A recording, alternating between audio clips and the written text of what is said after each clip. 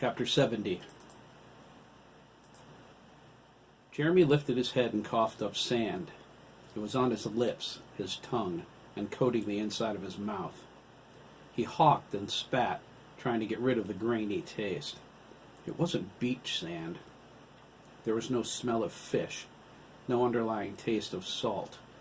It was just sand, and it was blick. Craig helped him to his feet.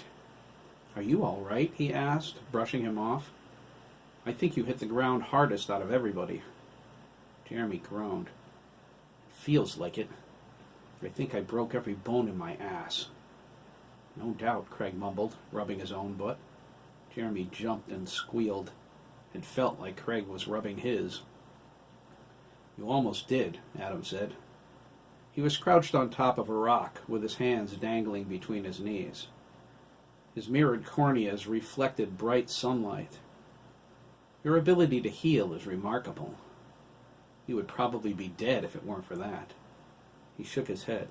The whole process from impact and busted backside to fully healed took less than a minute. Even my nano repair system doesn't work that fast. Craig smirked, pointing at Jeremy.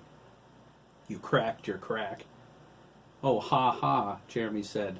"Like it isn't already?"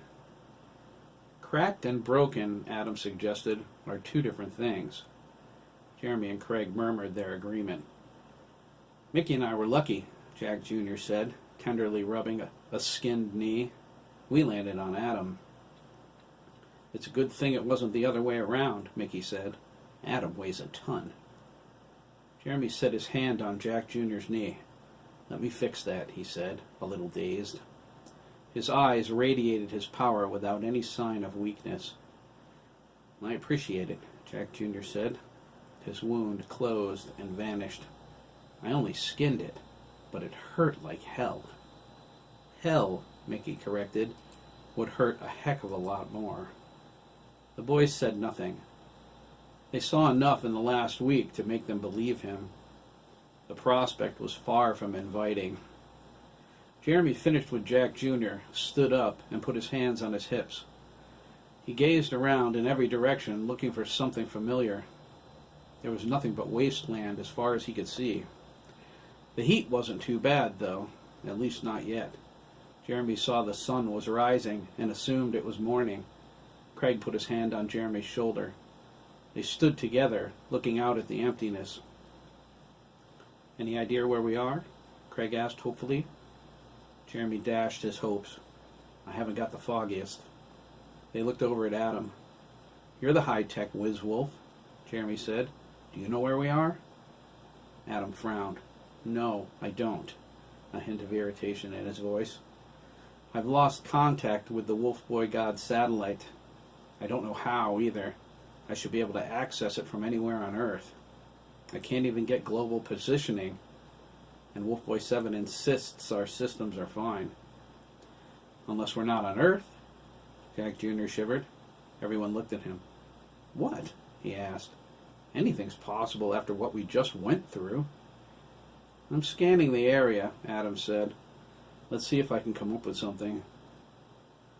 Mickey held his hands out and closed his eyes. He appeared to be feeling the air with his fingertips.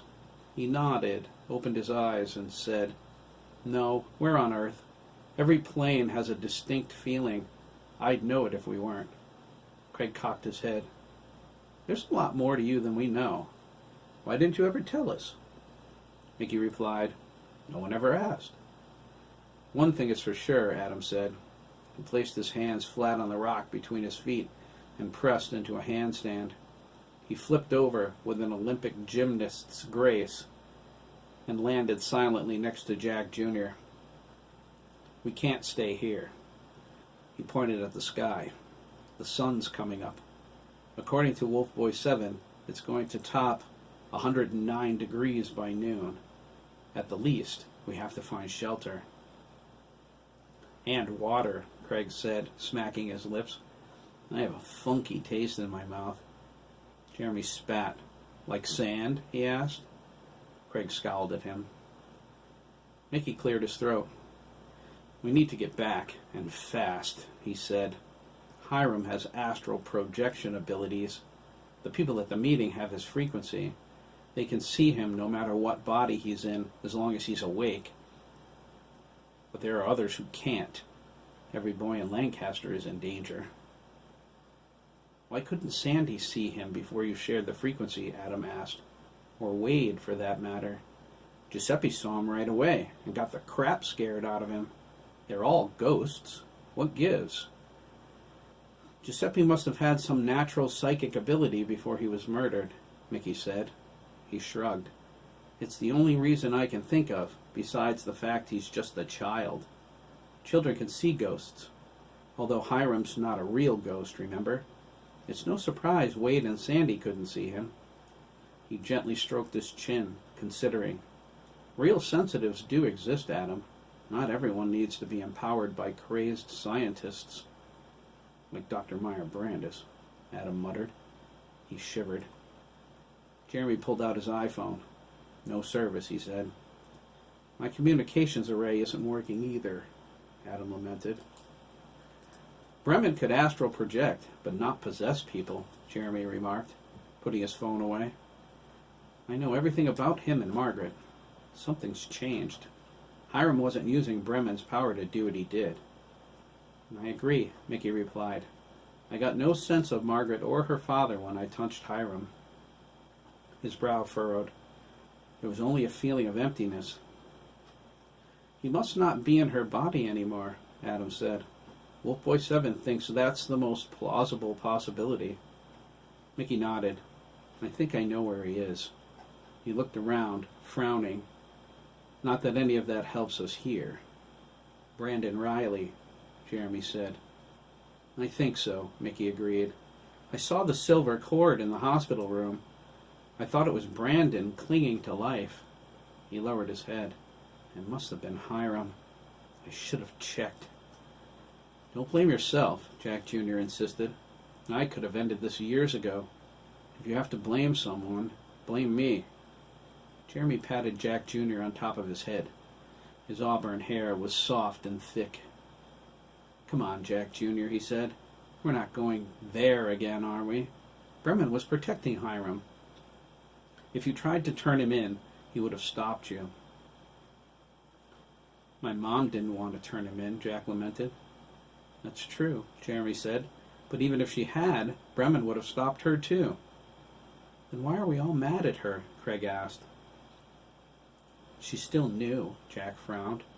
She still let Hiram have me without the Hill Witch controlling her. He scowled. She's no better than Jerry Copeland. Hiram didn't try to kill you, Dad, Craig exclaimed. No, Jack Jr. replied sadly, but he raped me, Craig, hundreds of times over the years. You say molested, but in truth he abused me in every conceivable way, and forced me to do things to him too. He hugged himself.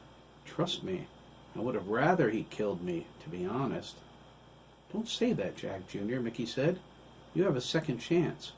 Don't let the past haunt you. I can do more than just separate you from the horror of it, Jeremy offered. I can completely erase those memories if you want. Jack Jr. held up his hand. Don't, Jeremy, he softly said. The boy I was deserves me to bear witness to everything he suffered. I see it all inside my mind. His shame, his pain, but it can't hurt me anymore. You fix that. He nodded at his son. The man he became is dead, but the pain and suffering he endured shouldn't just be wiped away. Are you sure, Dad? Craig asked. I saw it all. I lived your memories when Jeremy healed you. I know what it felt like, what he did to you. Me too, Jeremy shuddered. It was like we were molested too, only for us it all happened in a few minutes. Craig covered his butt self-consciously. It was a lot of pain. Adam frowned.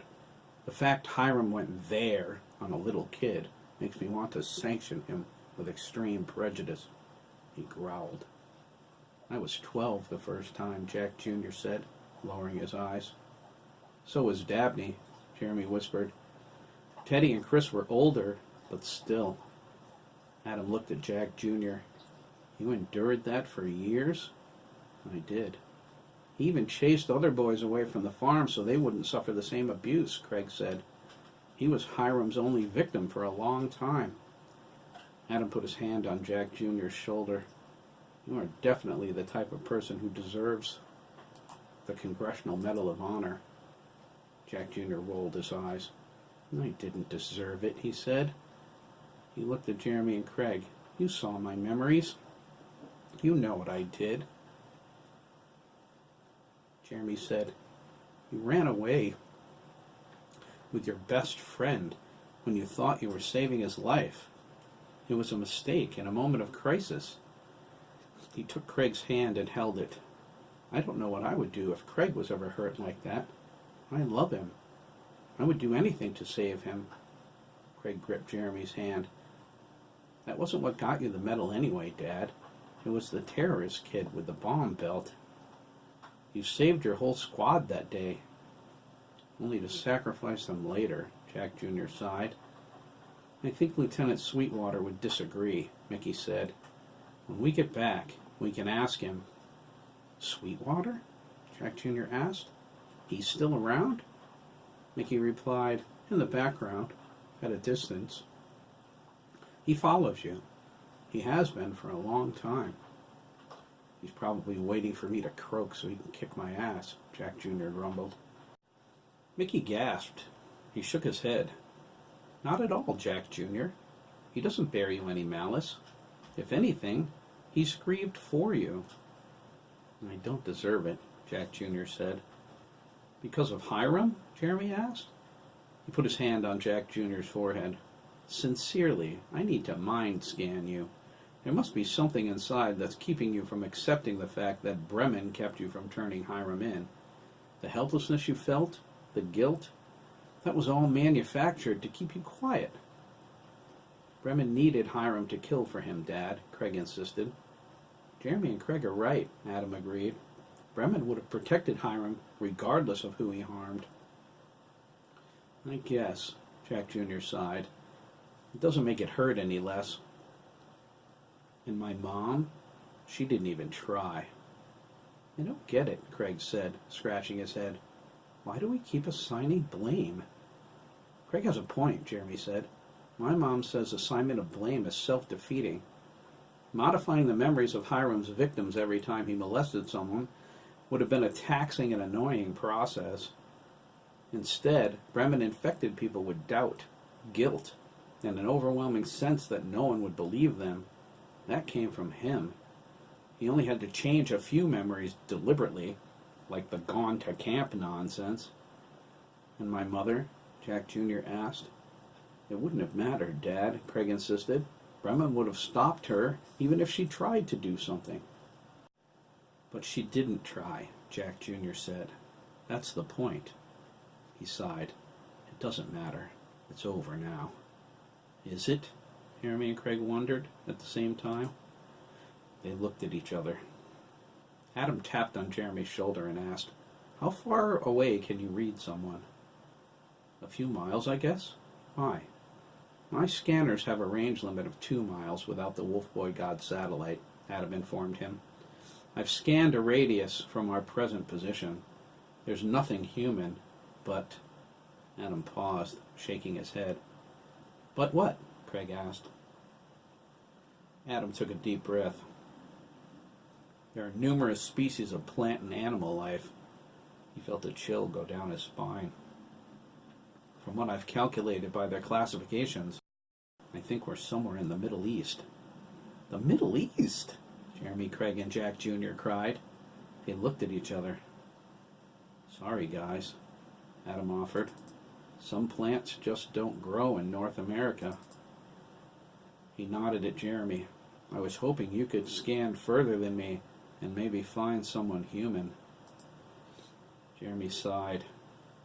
The Middle East. It would be just our luck to get jihaded by some extremist having a bad turban day. I wish I had my rifle, Jack Jr. muttered. Mom's got it, Jeremy said. Shooter gave it to her. Jack Jr. grunted. Do you think you can do it? Adam asked. I can do it, Jeremy replied. He let go of Craig's hand and sat cross-legged on the ground. I don't know how much good it will do. I'm not picking up any stray thoughts, so there's no one close. Even if there was, I can't speak Arabic. No, Adam agreed, and I can't translate without Wolf Boy God, or internet access at least. It will let us know what direction to walk in, though. I detected clean water nearby. We need to know where to go to get to a phone. Without the satellite, I have no communications. Yeah, everyone must be worried, Jack Jr. stated. If we can find a phone, I can get us home, Adam continued. He patted his wallet and his agency ID. All I have to do is call the agency. Jeremy lowered his head. Give me a second, okay? He asked. I have to clear my mind. Craig sat down. He felt Jeremy's power growing and didn't want to be a distraction. A minute later, Jeremy was ready to go. Okay, he said, lifting his head. His eyes glowed. Let's see what we can see. There was a flash of light as Jeremy amped up his power. Mickey, Adam, and Jack Jr. backed away from him. They felt its force in the air as invisible waves of telepathy passed through them. Their eyes grew wide. Jeremy levitated 3 feet above the ground. Midnight blue force shot out from him in a 360-degree circle. The waves touched them and continued, leaving them feeling warm and contented. Mickey was impressed. Jeremy wielded his power as if he had years of experience. It must be the experience he took from Bremen, Mickey thought. I hope it's enough to help him keep control. Jeremy heard Mickey's thoughts. He's missing the obvious, but then he's only 10 years old. We were mind-linked for hours in the meeting. I absorbed all kinds of knowledge from everyone, including him and his grandmother. How does he think I got through his mental defenses so easily when we were in the tunnel? Jeremy reached out in every direction, his circle of telepathic scan becoming a sphere. He probed for anyone with human thought patterns. Animals appeared as bundles of instinct devoid of feelings other than surprise, anger, contentment, or fear. They felt him too, but scurried away from his mental touch. They didn't understand it, nor was there any way to make them. There was a gap of consciousness that separated them, a conception of self the animals lacked. Jeremy let them go in peace. He stretched his power beyond his previous boundaries. He realized with a hint of fear that, if he wanted to, he could touch the entire world. He didn't want to know what would happen to his conception of self if he stretched his mind that far. The limits of the physical world, time and distance, had no meaning there. Jeremy's power moved through the realm of thought. Thought was as vast and endless as the universe. Its limits bordered on the imagination. Jeremy felt himself slipping away. Craig latched onto him hard and pulled him back.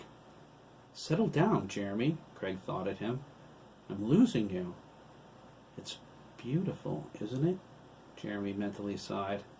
I could go on forever. Yeah? Craig snapped. Well, don't. We have enough to worry about already. It's tough, Craig, Jeremy whispered. It's almost like it's calling me. Jeremy stopped. A shiver went down his spine as he felt his power touch a conscious mind. He smiled as he felt another, and then 2 more. I have something, Jeremy beamed. It's a village or something. I can't understand their language. Let me hear it, Adam said. Wolf Boy 7 may not be able to translate it, but it might be able to identify. Just a second, Jeremy replied, confused. I'm sensing something weird. What is it? Jack Jr. asked, looking around nervously. It's a boy, Jeremy said. I'm touching his mind, and it's like he knows it. Does he speak English?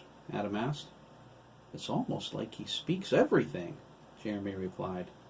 He's a kid like us, 12, but older than everything. You're far from home, a voice suddenly said. The boys jumped. Unlike Jeremy, whose words they heard in their heads, these words came from everywhere at once. It was all around them and inside them. They looked around frantically to see where it originated. Jeremy remained calm as he levitated on the breeze. "You felt me," he said. "Who is it, Jeremy?" Craig asked. He felt an amazing peace coming from his friend. "Is that the kid?" "Yes, Craig," the boy replied. "It's me." It was a kid's voice, but it was more, too. Craig thought it sounded like a powerful man whispering the same words the boys did at the same time. He held his hands to his chest, suddenly very afraid. "You know me?" Craig stuttered. "I know you," the boy said. "I know all of you. Come to me. I will help you." "Right away," Jeremy replied. He lowered his legs and immediately started walking. Adam grabbed his arm. "Hold on there, Flash," he said nervously. "Where exactly are you going?" Jeremy smiled and shrugged. "No clue. I just know it's the right thing to do." Mickey moved in next to Jeremy. His face was flushed. His hand was shaking. "Are you sure it's safe?" Jack Jr. asked. "Dude," Jeremy replied, "we've never been safer." They walked through the desert. Jeremy led the way, followed by Craig and Mickey.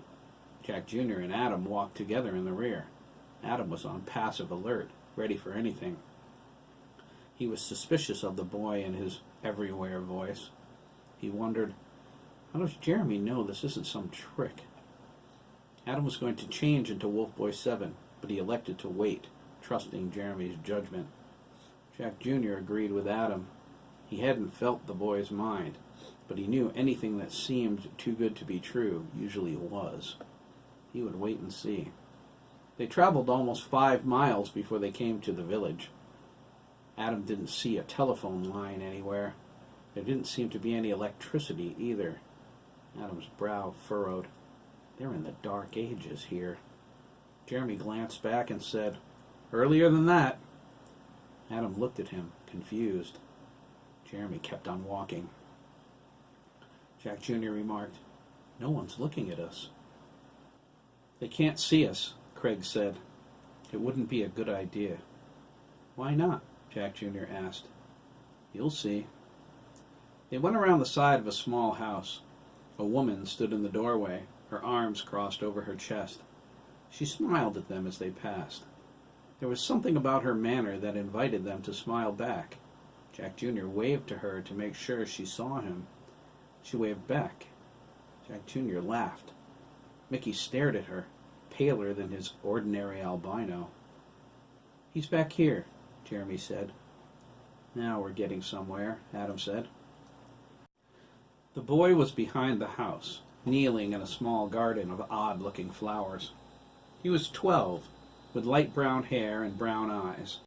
He wore a yarmulke, but they already knew he was Jewish. The boys formed a semicircle around him. He was planting seeds in a patch of rough soil. He watered them from a small cup he had in a bucket. The boy's eyes widened as a few of the seeds grew almost instantly. They bloomed completely, a rainbow flower with a strong, sweet perfume. Some rose to half the size. Others only barely pushed through the surface. Some of the seeds didn't grow at all. The boy looked at them sadly. He gave them more water and spoke softly to them in a language that made Adam gasp. Before he could say anything to the others, one of the flowers moved on its own accord. It lashed out and wrapped itself around the boy's left hand. He winced as the thorns broke through his skin. He eased the plant off with extra care, bleeding from the cuts. Jeremy knelt and took the boy's injured hand in his. He used his power to heal him. The boy watched as the wounds closed and vanished. "Some of them have pretty sharp thorns," he said. "Some don't grow at all, it seems," Jeremy noticed. The boy gripped Jeremy's hands in his. His touch was warm and soft. When their eyes met, Jeremy almost burst into tears. He never knew anyone other than his parents grandparents, Chris, and Craig, who loved him as much as this boy did. He was suddenly ashamed to be a stranger to him. Jeremy felt he should know him better. Some require more patience than others, Jeremy. The boy smiled. He nodded at his hands. Thank you. It feels a lot better now. Jeremy blushed. Are you going to pick them? Craig asked, pointing at the flowers. They swayed and danced in the light breeze blowing. Their rainbow heads appeared to bow.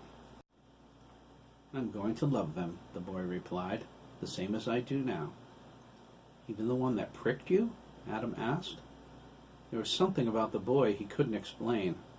He knew when he saw him he trusted no one in the world more. Especially that one, Adam, the boy said. That one needs me to love it even more.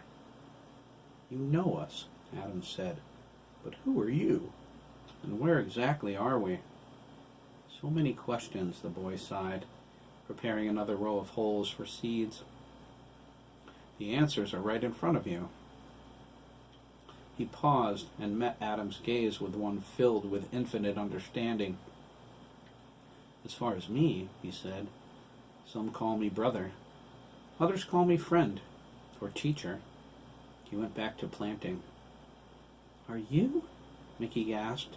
He suddenly felt faint.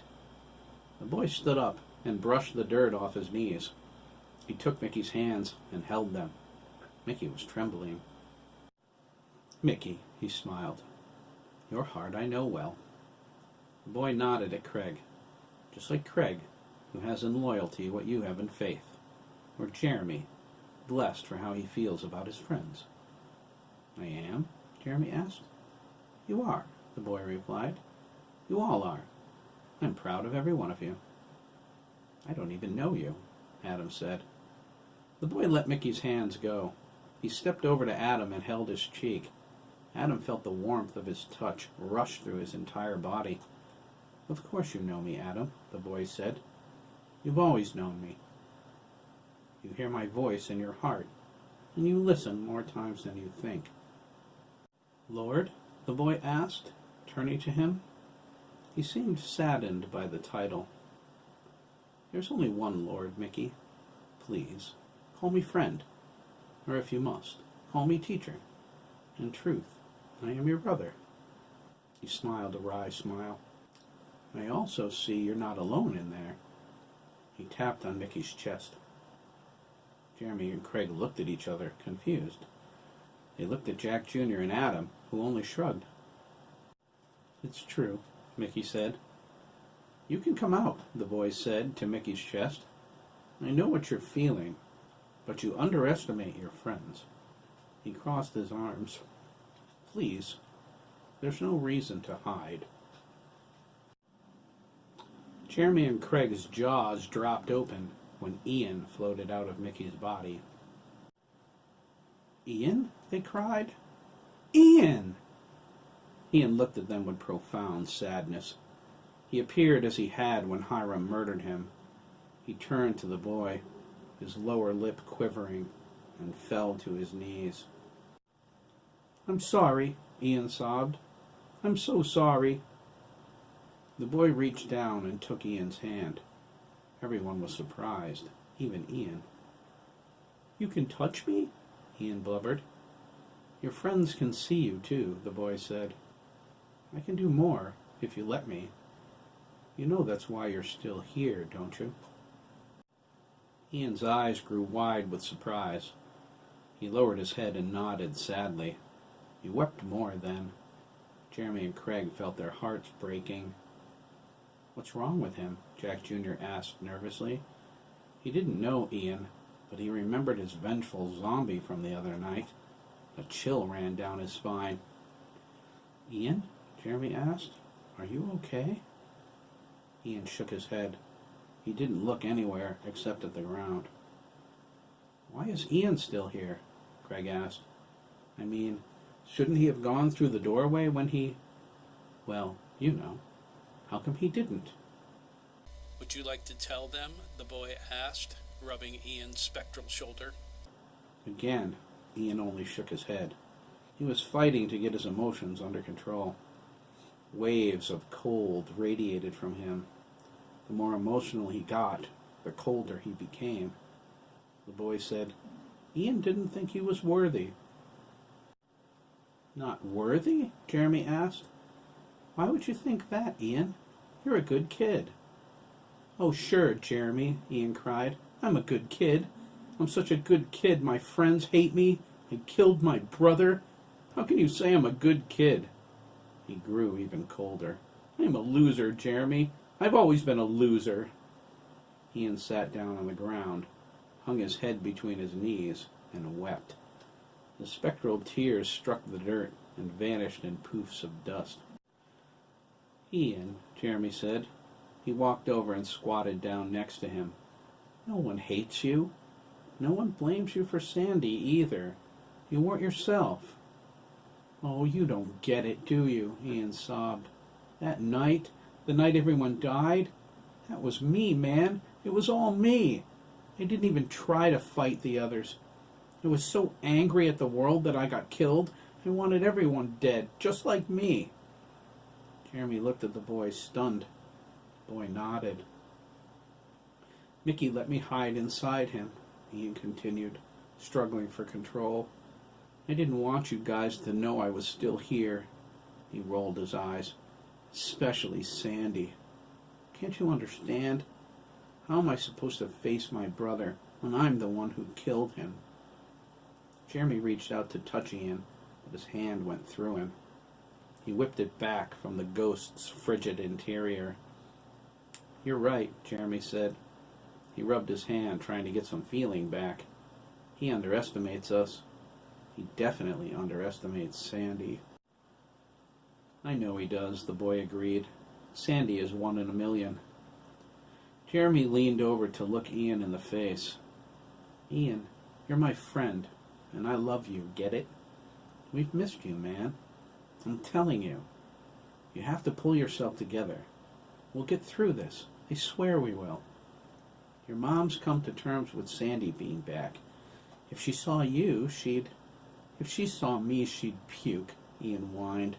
He held out his hands. Look at me. Jesus, I'm all messed up. He cringed, glanced at the boy, and said, Oh, dude, I am so sorry. It's all right, Ian, the boy said. I only concern myself when someone curses in my father's name. Speaking of, Ian asked, what about my father, huh? Should I show myself to him? He shook his head. You know, I tried to warn Sean. I almost scared him to death. Hold off on showing your dad, Jeremy said. For real, Craig agreed. Well, I'm stuck now, Ian sighed. You know I'm here. I wish I didn't look so gross. I was starting to think you weren't going to get around to that, the boy said. He laid his hand on Ian's cheek. Ian's colorless, ghostly body suddenly radiated bright white light. Everyone shielded themselves from the brilliance. When it faded, Ian was whole again. He was as beautiful as Sandy, dressed in the same style white tuxedo. Ian looked down, surprised.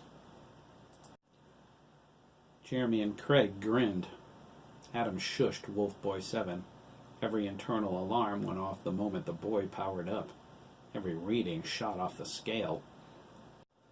Jack Jr. crossed his arms.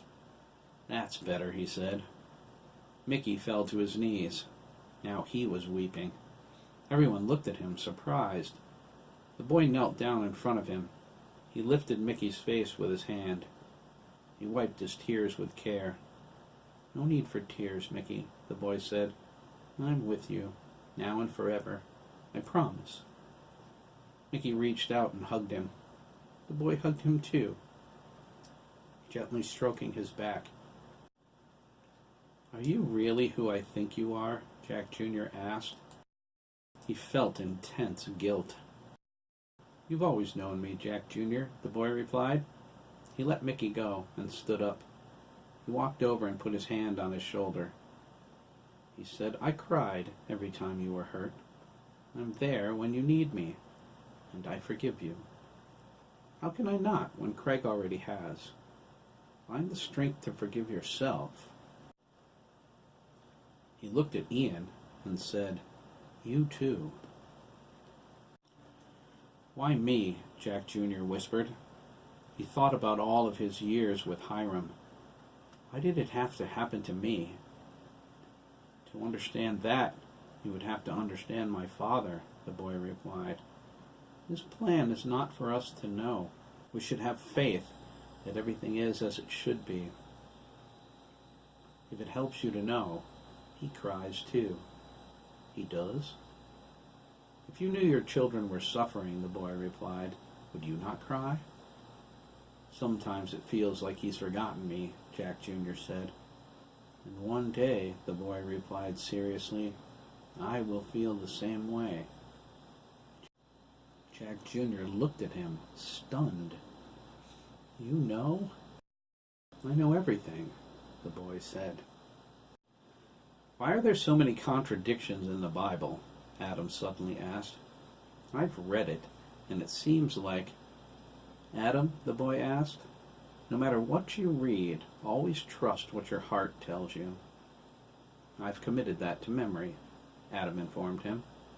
He almost asked a question, but he held it back. The boy answered it anyway. Yes, Adam, he said, you have a soul. It's a fine soul, too. The boy's mother came out carrying a pitcher of water. She gave everyone a drink from her ladle, smiling as she served them. Jack Jr. leaned over to Mickey and asked, Is she who I think she is? Mickey nodded vigorously. We have to get home, Jeremy said, feeling apprehensive. Our friends, they're in danger, the boy finished. His mood darkened. Someone else has interfered now. It's part of the reason you came here, and I'm being allowed to help you. Hiram Milliken learned something he shouldn't have. He looked at them with concern. You must take care when you find him. You sound worried, Craig said. I am, Craig, the boy replied. You have to get back to your proper place in time. You don't belong here. Yes, but how? Mickey asked. The same way you got here. Mickey sighed. My gifts aren't that strong. Not alone, the boy corrected. You have the means, just not the power. Jeremy has the power, but not the means. You have to work together. The boy called to his mother. He said something to her in Aramaic, the language Adam recognized before. He told her he was going to show them how to get home. The boy's mother hugged each of them, lingering the longest on Adam and Jack Jr. She looked at them sadly and placed a hand on their foreheads. She prayed a quiet prayer before sending them on their way. The boy told them his mother could feel their pain as clearly as he could. She kissed Mickey lightly on the forehead last. Jeremy and Craig laughed, claiming his feet weren't touching the ground anymore. Mickey scowled at them and followed the boy. They walked away from the village, back into the desert. Craig was fidgety. He heard a joke once about Moses and Jesus in a rowboat out on a lake. He couldn't get the joke out of his mind. Jeremy snickered with the image he picked up through their mind link. Craig shoved him and sent him a savage glare. The boy stopped and leaned into Craig. He whispered, I could walk on water even with holes in my feet, and continued walking. Jeremy laughed so hard he could barely breathe. Ian floated along next to them. He missed the joke, but he was in no mood to laugh. He wanted to get back inside Mickey. He was so afraid of seeing Sandy, he radiated cold intense enough for Jeremy to feel it at a distance. He said, Ian, I'd say chill, but if you chill any more, you're going to freeze. Just come with us and have a little faith. Sandy loves you, man. You have to believe that. Jeremy, Ian confided, his gaze far away, I've never been so frightened in my life, even when Hiram was killing me. Jeremy and Craig shivered. They crossed over a small hill and made their way to where no one in the village could see them. The boy fielded questions based on faith and religion with unmatched skill. He told them no religion was wrong if their goal was to save sinners from themselves. No faith was a lie if it honored his father first, and his father had as many forms as he had mysterious ways. Same God, different phone lines? Jack Jr. joked. The boy told them it was something like that, and added, "In my father's house, there are many rooms." Jeremy said everything had to do with money in their time. The boy replied the money was irrelevant if the works were good. He said he never expected humans to be anything other than human. That's when Jeremy posed what he thought was the ultimate question. The boys collectively held their breath the moment he asked it. "And why do you hate my brother?" Jeremy asked. The boy looked at him. "I don't hate anyone, Jeremy," he replied. "Especially not Chris. I'm with him and Dabney now, as I'm with you and Craig. Remember what I said about trusting your heart? Can you find anything in the Bible that I ever said against gay people?" "But isn't being gay a sin?" Craig asked. "Many of my children are gay, and I love them no less. Sinning is hurting others. Does being gay hurt anyone? If a man loves, can that love possibly come from the enemy? The liar knows nothing about love, Craig, but he does lie to everyone, even about our Father. True love comes from my Father. It will never be any other way. The love you share with Jeremy, the love between Dabney and Chris, even the love growing in Adam for all of you, the love he only previously felt for his pack brothers. And yet, even with them, he never felt as close to them as he does to you." Adam blushed. Jeremy leaned over and kissed his cheek. Craig kissed the other side. They laughed. "Love is from my Father. Sin lives where there is no love, where people cause each other pain. You can tell Chris I love him for what's in his heart. He would lay down his life to save his friends. There is no greater gift." "Do we have to go to church?" Jack Jr. asked. The boy shot him a stern glare. "What?" he asked. "What did I say?" The boy laughed. "Is it so much to drop by and say hello to my father?" "I guess not," Jack Jr. said. Jeremy shook his head. The boy turned to Mickey and nodded. "Are you ready?" Mickey confidently replied, "I'm ready." He blushed a little and said, "I love you." "I love you too." He directed Mickey to turn around. He brought Jeremy over and told him to place his hands on Mickey's shoulders. "You can see the doorway, Mickey," the boy said. "Look inside. Feel it. When you do, tell it to open." He said to Jeremy, "When he does this, give him the power he needs to make it happen." Craig, Adam, and Jack Jr. stood by as Mickey felt for the doorway.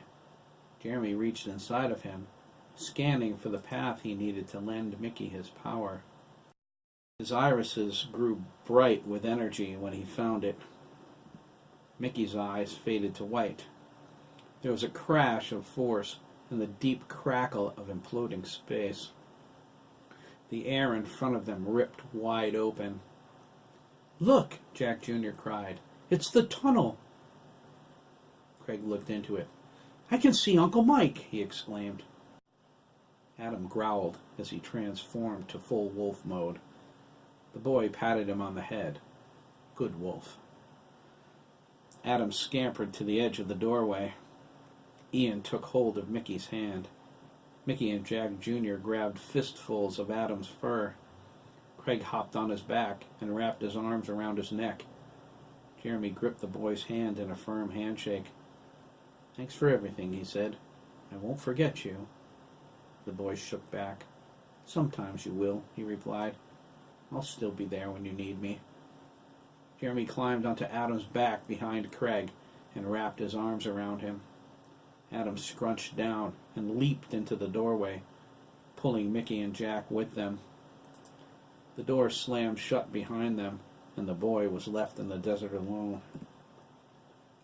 "Watch over them, Father," he whispered, his eyes worried. "They have so many trials to face to prepare for the war." His words drifted off as he headed back toward his village. He didn't want his parents to worry, since only the day before they had to search for him and found him debating with the rabbis in the temple. The boy smiled. There's so much the world must learn. He disappeared over the hill. Jeremy, Craig, Jack Jr., Mickey, Ian, and Adam fell out of thin air into Lyle's living room. Adam assumed his human form immediately.